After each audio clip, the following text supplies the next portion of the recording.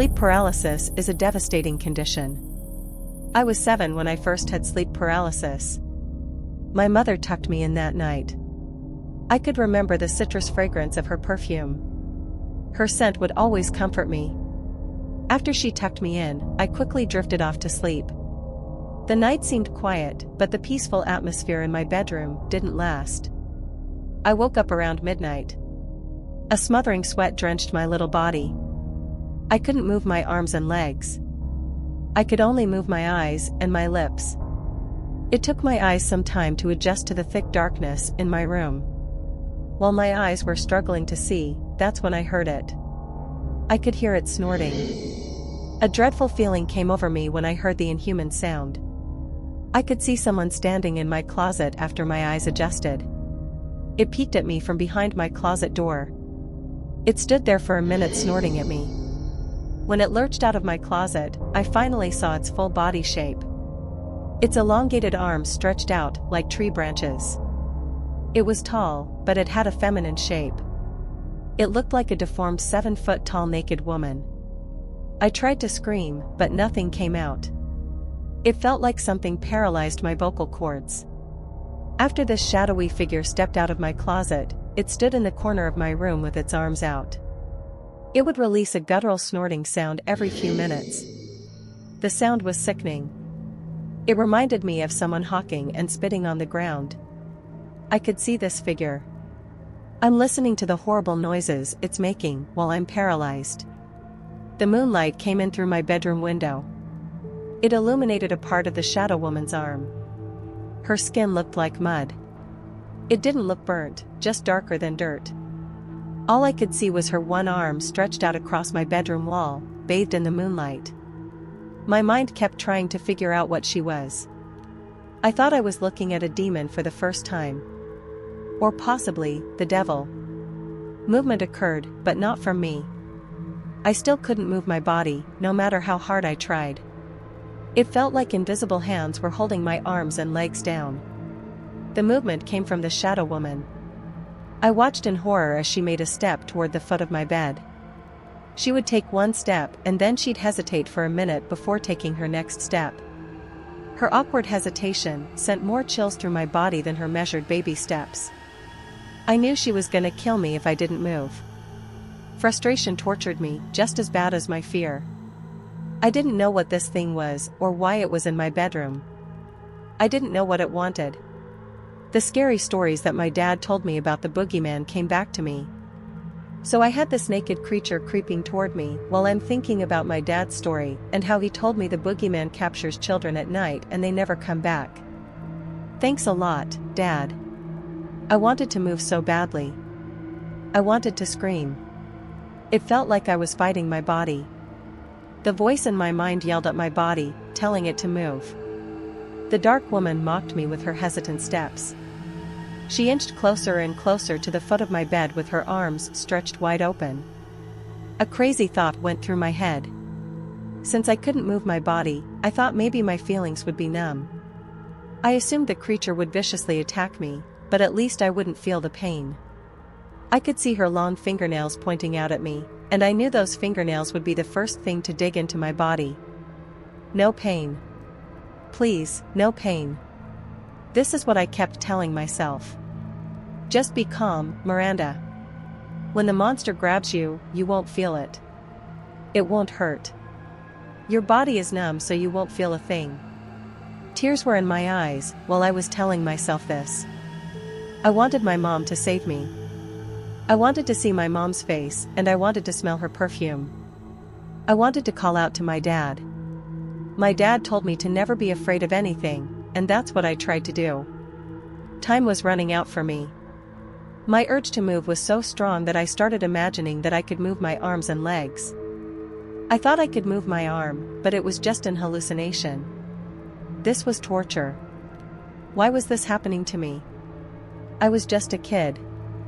I just turned 7, and now I was going to die on the day after my birthday? I'll never go to high school and meet new friends. I'll never graduate from college. I'll never get married. I'll never find out what it's like to be a mom. The best thing I could do was close my eyes. I didn't want to see it attack me. I just buried my eyelids in my tears. I said a prayer that my mother taught me. My lips and my voice were still useless, so I had to say the prayer in my head. The prayer repeated in my mind. My mom and dad taught me to believe in God. I needed God to save me. My mother always told me I was God's child and He had His angels watching over me. I wanted His angels to save me that night, and I didn't see them. A demon was lurking itself toward my bed, and God was just gonna sit there and watch this demon kill His child. My young mind couldn't understand what was happening. I thought the dark figure was a demon. A little girl who knew for sure she would die in her bed. More chills traveled up and down my spine when I opened my eyes to see the giant shadow woman standing over the foot of my bed. She changed her position. Before I closed my eyes, her arms were spread out as if she wanted to hug me. When I opened my eyes, she was standing motionless in front of me with her long finger over her lips. She was telling me not to make a sound. I couldn't make a sound anyway, so when I saw her holding her finger to her lips, it didn't matter to me. My situation turned upside down when I heard something else. Something unexpected happened. There was evil in my room. But the evil that stepped into my room was not the shadow woman. I remembered hearing the news reports of missing children in the town. My mom wouldn't let me out of her sight whenever we would go to the store. There were reports of a crazed man in a clown costume going around abducting children. The police were searching for him. They couldn't find him, but they found his aftermath. They found 2 missing children dead in a wooded area. As a child, I couldn't completely comprehend the danger. When you're a child, you want to play with your friends. I wanted to play with the other little girls in the neighborhood. But my mom would always keep me close to her side. On my birthday, I went to an amusement park, but I couldn't enjoy myself because I would go from being in my mom's arms to being in my dad's arms, constantly being carried around the park like a doll. I hated this smothering, overprotective behavior from my mother. She passed her paranoia to my father, who would normally allow freedom in my playtime. My childhood freedom ended for a little while because of this child-killing bastard.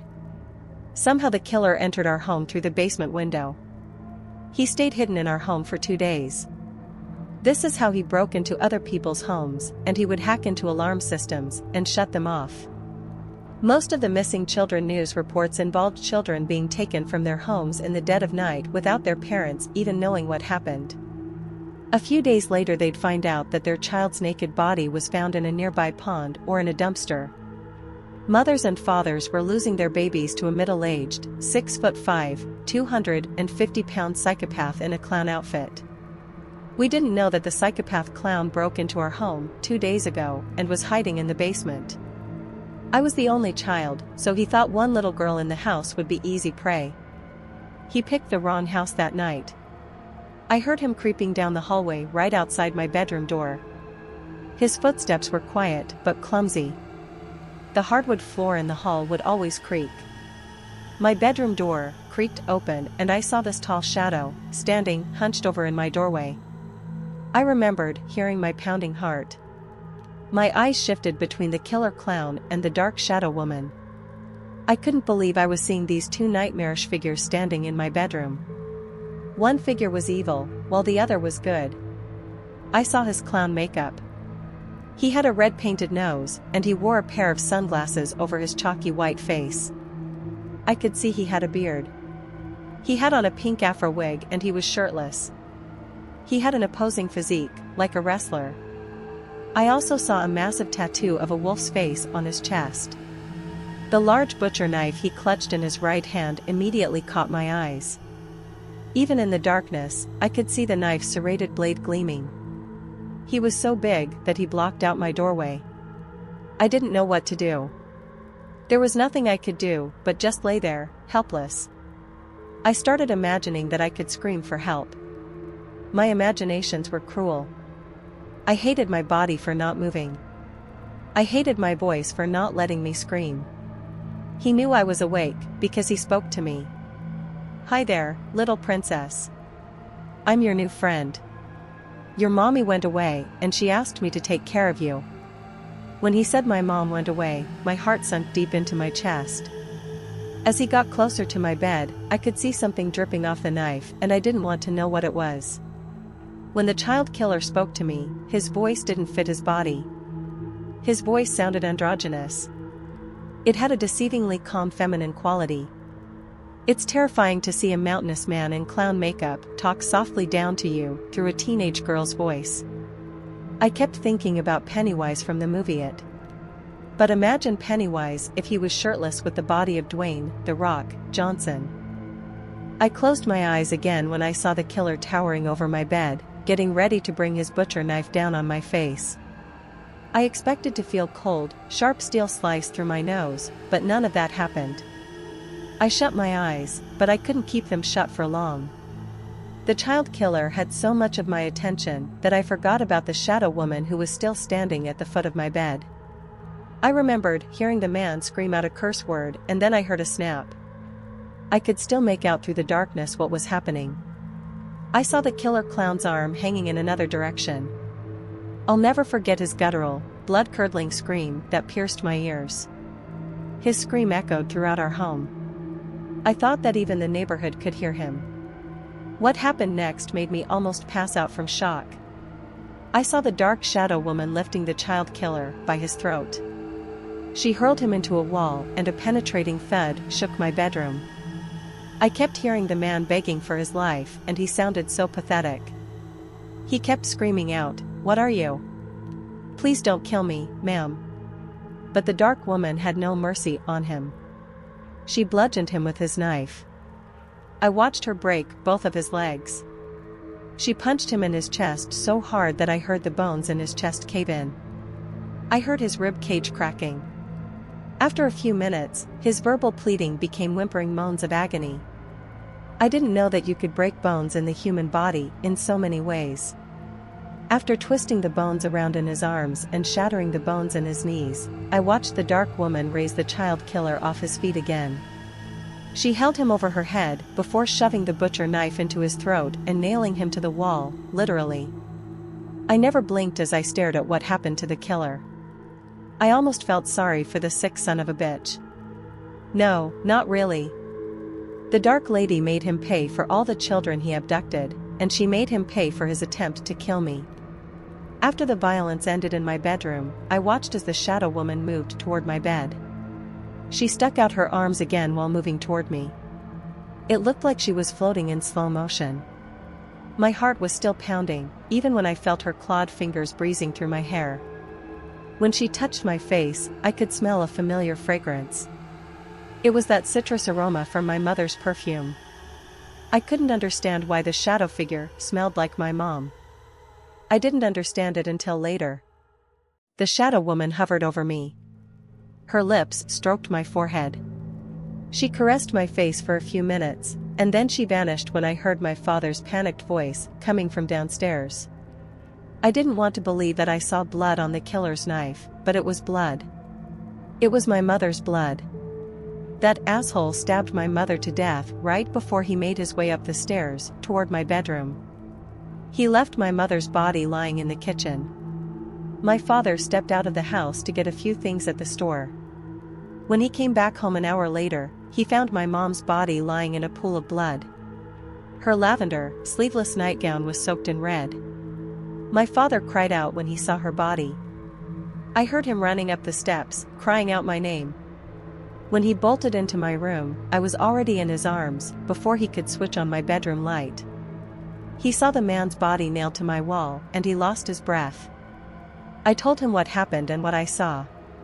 He couldn't believe it, but he had no choice. He knew that a little girl didn't have the strength to nail a 250-pound man to a wall. My father called the police, and when they arrived, they asked him a few questions. The police asked me some questions too, and they gave me some candy. I told them everything. Like my father, they stared at me. A policewoman caressed my face, and she said, "It's okay, sweetie. You just had a traumatic experience. Who you saw in your bedroom was just a good Samaritan wearing a dark costume." None of the police officers believed that I saw a dark shadow woman. They all believed that my trauma caused me to hallucinate. They even told me I might have seen my father killing the man, and I told them that my father wasn't in the house. I heard him telling my mother that he was going to the store. I heard him kiss my mom before leaving the house. Those cops couldn't believe my story. They had tons of sympathy for me. But I wanted my mother more than their sympathy. I missed my mother and I couldn't stop thinking about her fragrance. I found the perfume she wore while moving some boxes around in my attic. That sweet fragrance took me back to that night. I believe the dark figure I saw in my bedroom that night was my mother. A dead version of her. I'm 36 years old now, and I think about my mom every day. I got married to a kind and beautiful man, and we had a son. My little boy is 5 years old, and he has his mom's hazelnut eyes, and his daddy's lips and dimples. I try to be an excellent mother, and I'm very protective over my little one, just like my mother was protective over me. Every night, I tuck my son into bed and I read him a bedtime story. One night I told him about what happened to his mom when she was 7 years old. He looked scared after I told him the story. My son is afraid of the dark, but I told him not to worry. I told him that a mother's love and protection can reach beyond death. I told him I'd always be there to protect him. I told my baby not to be frightened if he sees a dark shadowy woman standing in the corner of his bedroom. I told him she'll watch over him while he sleeps. I also told him not to panic if he wakes up suddenly, unable to move his body. Sleep paralysis is scary at first, but I told my baby that his paralysis will be a sign, letting him know that the shadow woman is there to protect him from the things that go bump in the night. There was one thing I didn't tell my little boy. I didn't tell him that the dark shadowy woman standing in the corner of his bedroom might be his mommy. If she dies, the way her mother did,